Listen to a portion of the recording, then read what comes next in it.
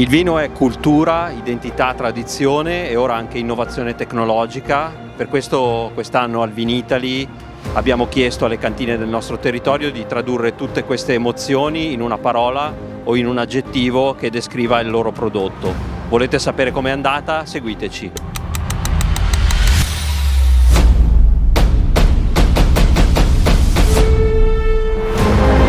Soddisfazione. Un'elegante leggerezza. Condivisione. Pace dei sensi. Gioia e pace. Esuberante. Aggregazione. Ricordo.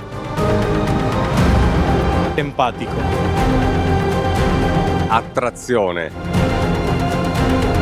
Concretezza. Un sorriso di felicità. Tanta serenità.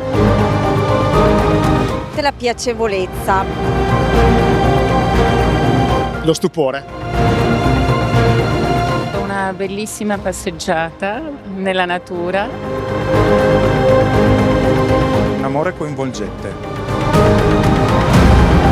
Entusiasmo. Sorprendente. Un mezzo per stare assieme. Visione.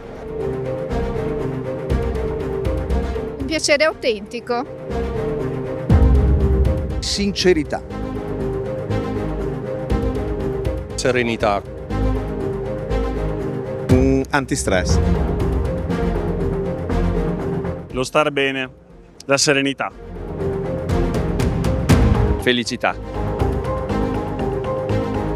Responsabilità sociale. Innovazione. La fortuna, il nostro quadrifoglio. Si chiude la 58esima edizione del Vinitaly, un'edizione che tra guerra in giro per il mondo e rincari delle materie prime ha comunque dimostrato il valore dell'aggregazione che è capace di dare il vino con il suo respiro internazionale.